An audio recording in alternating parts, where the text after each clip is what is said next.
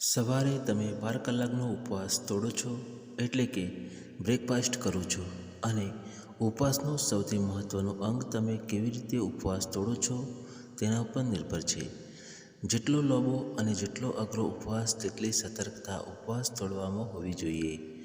માત્ર ગંભીરતા માટે એક ઉદાહરણ આપીશ કે એક જૈન સાધકે 7 દિવસ લાંબા નકોરડા ઉપવાસ બાદ ઉપવાસ તોડતી વખતે ભજીયા ખાધા તો તેનું મૃત્યુ થયું.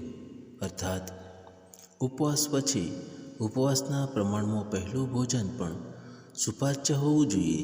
એટલે સવારનો નાસ્તો પચવામાં હલકો અને તરત જ શક્તિ આપનારો હોવો જોઈએ, કારણ કે તમારે કામ પર જવાનું છે. દૂધને પચતા વાર લાગે છે.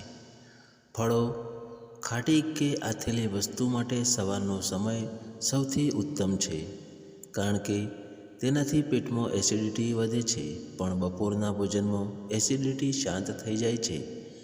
સવારે નાસ્તો ટેસ્ટી હોય તો માનસિક રીતે પણ તમે તરોતાજા થાવ છો. તીખી વસ્તુ હોય તો શરીર અને મન બંનેને એક કિક મળે છે, જે તમને જગાડી દે છે, તરોતાજા કરી દે છે. પણ દૂધ તો ઉલટાનું તમને સુસ્ત કરી દે છે. દૂધની બીજી તકલીફ એ છે કે તેની સાથે બીજી કોઈ વસ્તુ ન લેવી જોઈએ. તો ખાસ તો મીઠાવાળું, તીખું, ખાટું વગેરે. એટલે કેવલ દૂધ લો તો ઉત્તમ, અથવા દૂધ, ભાખરી, રોટલો.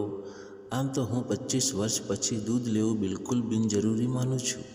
તેમ છતાં તમારી દિવસભરની કસરત કે રતિ ક્રીડા જો વધારે હોય તો દૂધ લેવું જોઈએ. પણ દૂધ એવી રીતે લો કે તેના 2 કલાક પહેલાં કે 2 થી 3 કલાક સુધી કોઈ ભોજન ન લેવાનું હોય.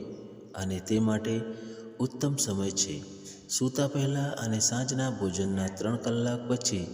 સાંજે દૂધ પીવાનો બીજો ફાયદો એ પણ છે કે તે સુસ્ત કરે છે, એટલે ઊંઘ પણ સારી આવે છે.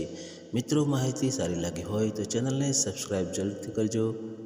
ધન્યવાદ. આપનો દિવસ શુભ રહે.